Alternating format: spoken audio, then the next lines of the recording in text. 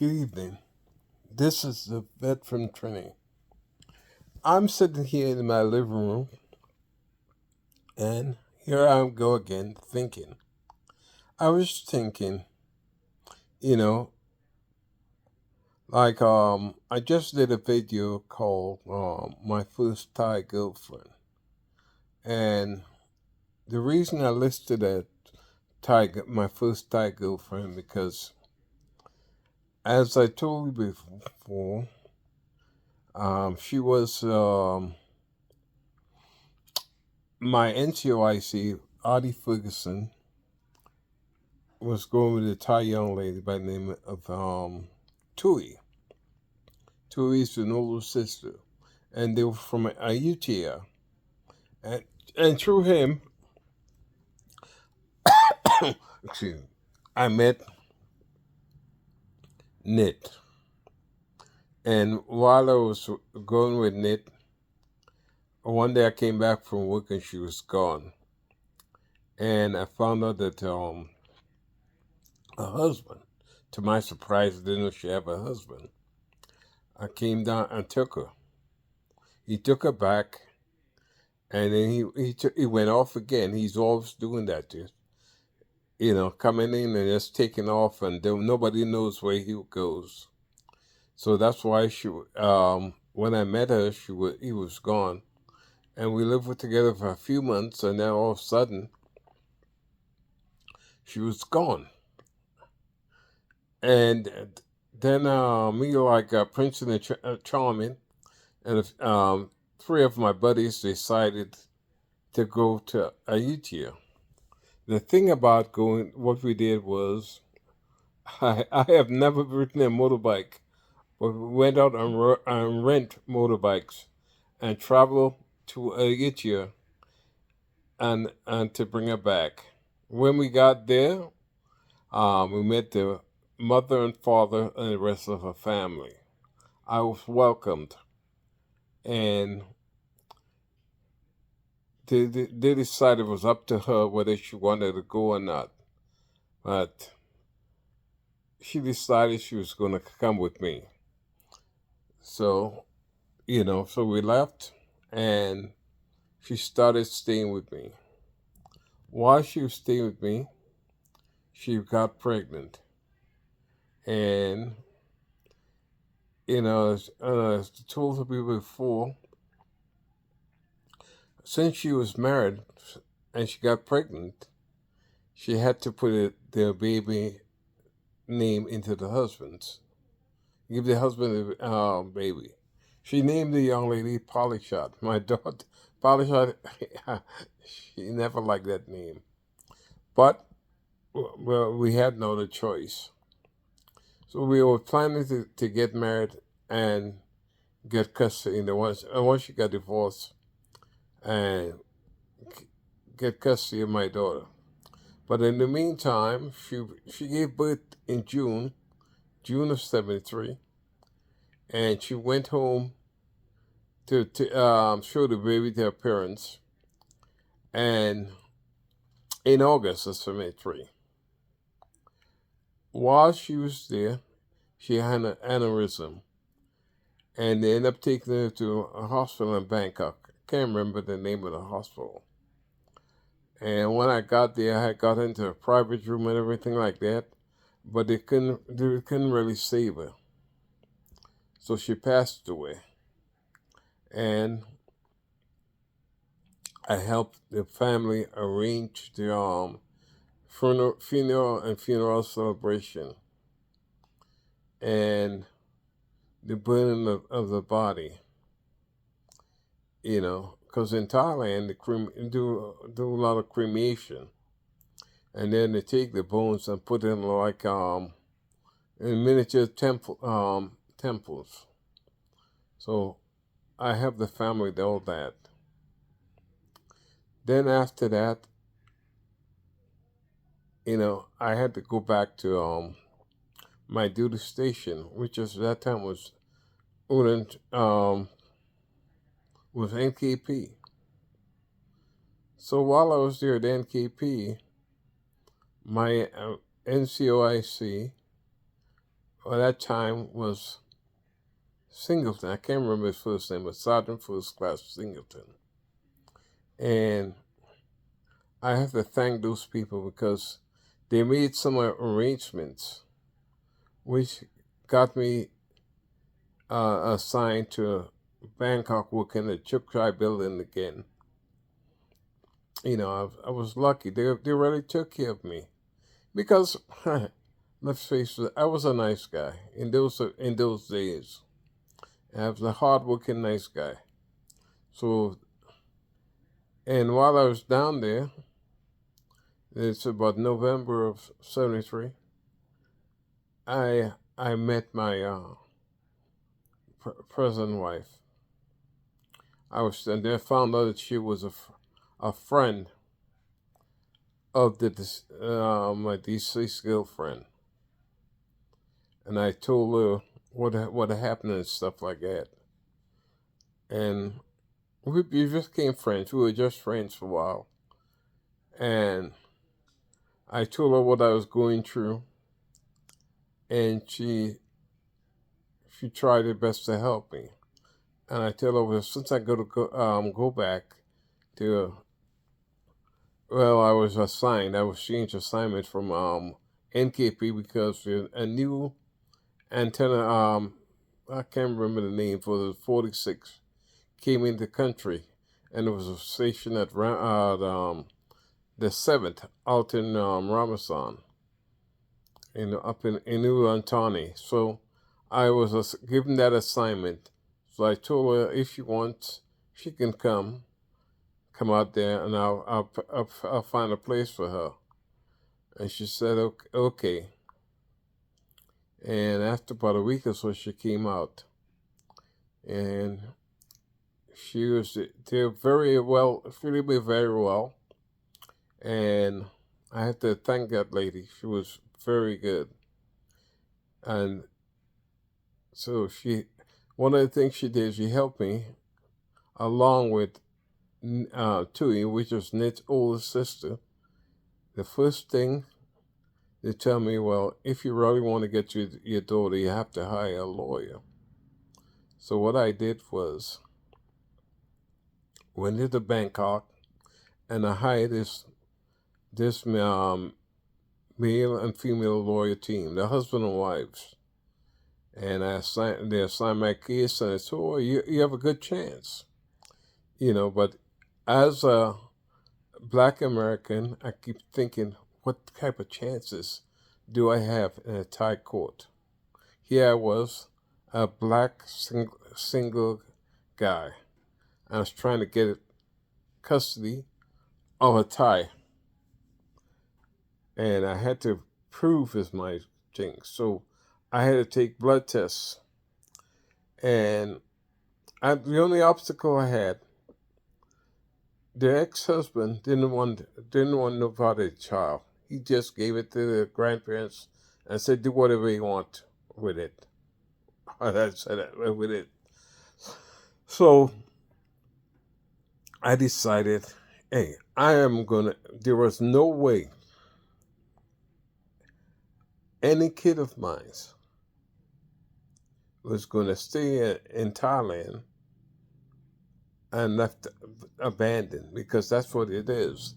A lot of Americans who abandoned the kids there in Thailand and Vietnam. That was not me. I believe that if you responsible for a child in this world, you need to take care of. So in the meantime, I was sending the grandmother money. Now, the grandfather was a pretty good, cool guy. The grandmother was something else. You know, she didn't take very good care of her daughters. You know, so she thought I was basically a cash cow. So she figures as long as she could hold on to the baby, and I was paying support, that she had a good deal. But I went and Lord, I said to myself, what chance does a black man have in winning in a Thai court? man, I was really worried, seriously. But I went through the courts. I showed, let them know I did a blood test, and I got to admit the Thai system was good. I proved to them that I was capable of taking care of a child. I was a young E5 at the time, 22 years old. I proved to the court that she was my baby. The parents acknowledged me as a parent also. So the Thai government court gave me paperwork acknowledging my parenthood. And with that, I was able to go to the American embassy and get paperwork for her. You know, but people told me there was no way in hell he was going to win in court. And I looked at this. I said, any court system would try to keep a parent and a child together. I did not want to become an orphan in the States. Oh, I've seen, if there at that particular time, GIs were leaving the kids left and right. And what they were doing, some of the tribes were taking the kids and going out in the street and begging with these kids. I said, no blood of mine was going to be able to do that. My parents always tell me, be careful with who you lay down to sleep. Don't lay down with a woman you don't like. And I follow that advice. So because I don't know what would happen to her. In Thailand, I would not say there's racism. What I would say is more colorization, because Thais are upset with being this fair skin. You should see some of the makeup these people wear. They walk around here, some of them walk around here looking like ghosts. One of the things of being a mixed blood kid in Thailand would have been, my daughter would have been ridiculed by her classmates. They would, first of all her hair is kinky. And plus they would look at her, the dark skin. Because when I got over to Thailand, the first thing they wanted to know was, did I have a tail? Because some of the white soldiers had told them the black man have a tail. I always said, yeah, I got a tail, except we moved it from the back to the front, and I always got a nice laugh with that. You make, to get over racism, you make fun. That was my thing. I had some fun in Thailand. But one of the things, when you have kids, you just can't leave them all over the place. Don't have them. Don't mess with women you don't like. Because you never know. Life is very tender. Tomorrow is not promised. I don't care what age you are. Nothing is promised. Like, with me and Nit, we had all kind of plans. She was saving money. She was doing everything. She wanted this kid was special to her. And we were planning on having a fantastic life together. And then all of a sudden wow, in a short period of time, she was gone. So enjoy your life while you can, because, as I said, tomorrow's not promised. I've been lucky. I've had over 73 tomorrows, and I appreciate every one of them. Life is very precious. Don't take it for granted. Because right now here in the States, we having all kind of problems. Like people in North Carolina and Georgia and all these people dying because of the floods. Climate change is something else because it affecting even Trinidad and Tobago. The cities are flooding. Like it's something else. But we don't realize it out here in El Paso in the desert. I mean, it's gorgeous. It's a little windy today. Today's October 1st. It's a little windy.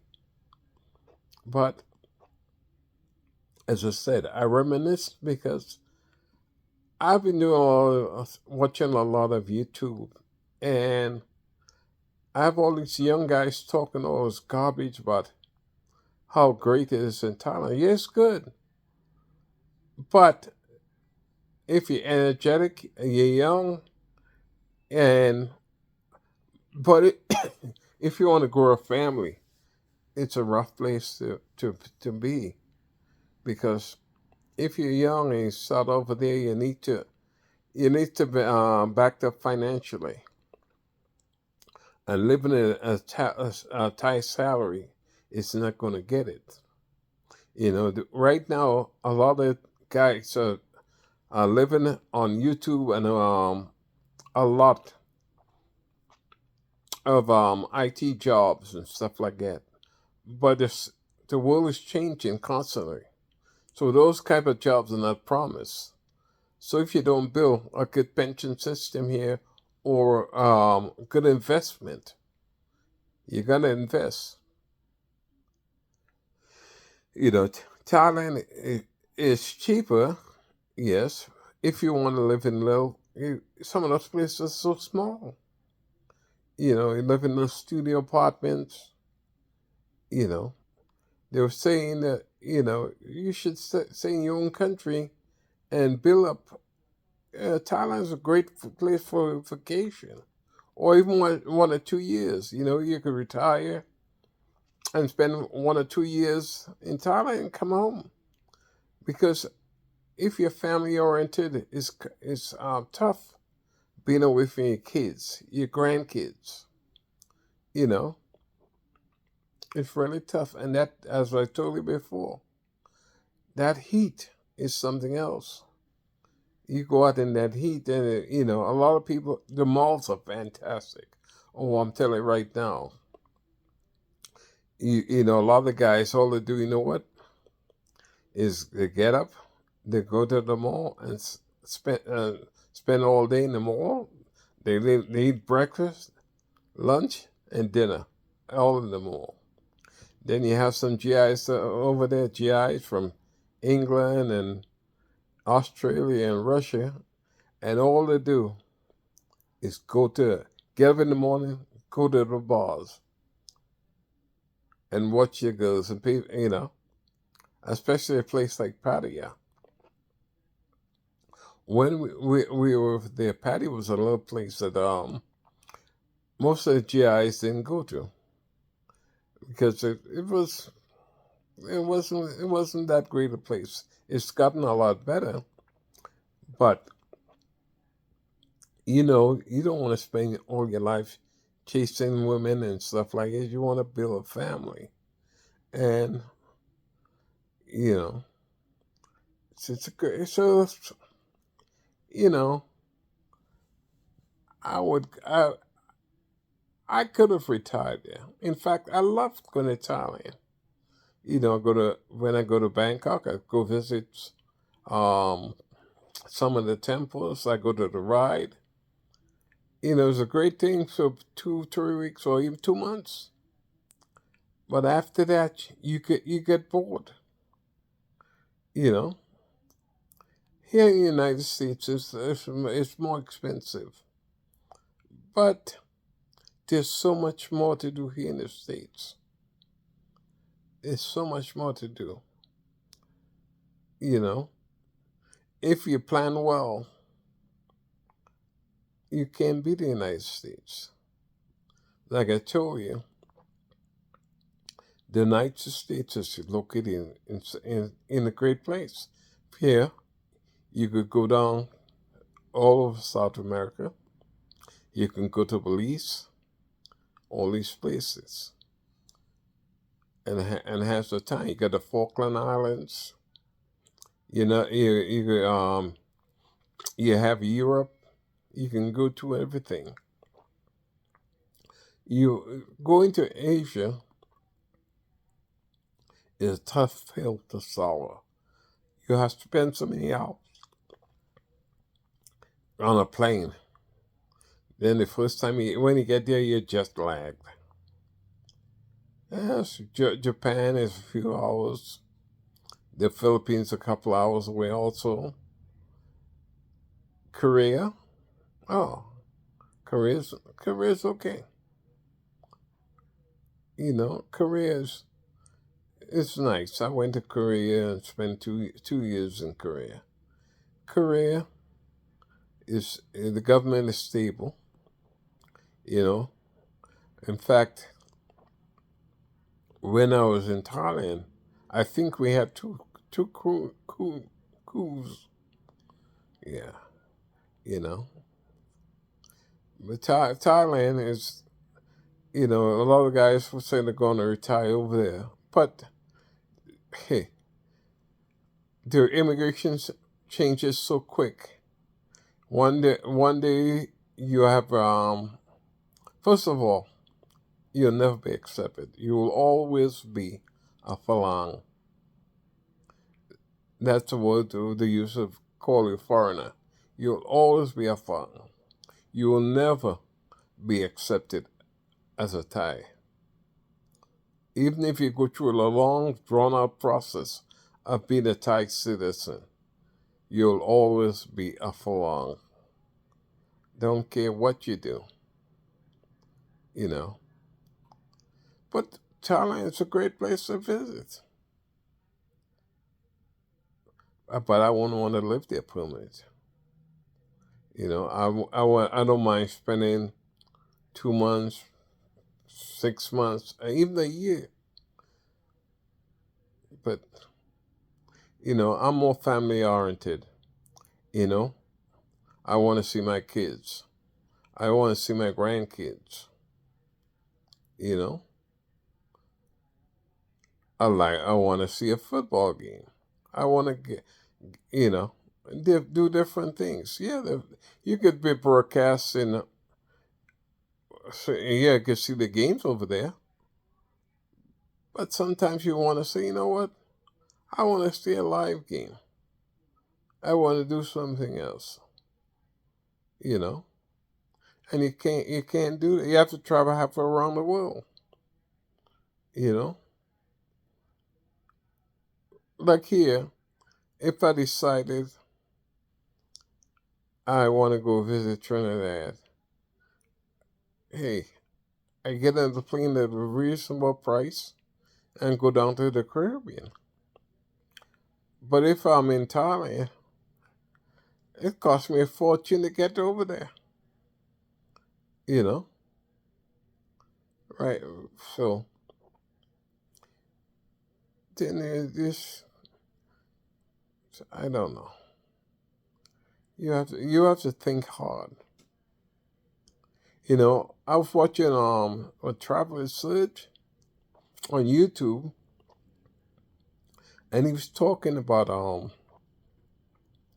all these people taking about $500-600 apartment, but it's little studio apartments. He was saying that it costs you more than that, you know, because if you're going to another country, you don't want to live in a small apartment and live unless you're working hard, like making some money, like if you work in New York or something like that. But to retire and live in a studio apartment, come on, or even a two bed, you want to have a nice big house, you want to have a nice swimming pool and stuff like that. It's gonna cost you some money, you know. So don't let these YouTubers tell you, you know, how great it is. It's good, but it's not that great. You gotta think. Put what you're gonna get to what you're gonna give up. Crime here in the United States is bad. I mean, It is bad. You know, like I grew up in New York City, and the crime has always been out of control. And you're on some weirdos in New York. But I've been lucky and fortunate to come out here to El Paso. We have crime, but it's not as bad. Yeah. Or even with the police. I've heard a few incidents with the police. I mean, everywhere you go, you got some rotten police. You know. But I have to give the people in Thailand their props. As a foreigner, when I went to court, I was scared. And I realized that the justice system is a fair system if you can prove your worth, you know. And am happy that the Thai courts was able to give me custody of my daughter. And I want to thank the people of Thailand. You know, one of three things that I always have to remember anywhere I go. I'm proud to be born in Trinidad. I'm happy to get American citizenship. And I always have to remember, wherever I go, I try my best to represent the black people of this world. I always remember I'm a black man and always try to represent my people wherever I go. So this was the vet from Trini. I am getting a lot of views, but please subscribe. I need subscribers. I'm getting a lot of people view my channels, but I'm not getting my subscription. Remember, this is the vet friend from Trinidad. Again, this is a veteran from Trinidad. No, I am the vet friend from Trini. TRINI.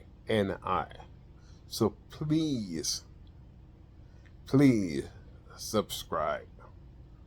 Again, thank you, and I'll see you in the next video. Good night.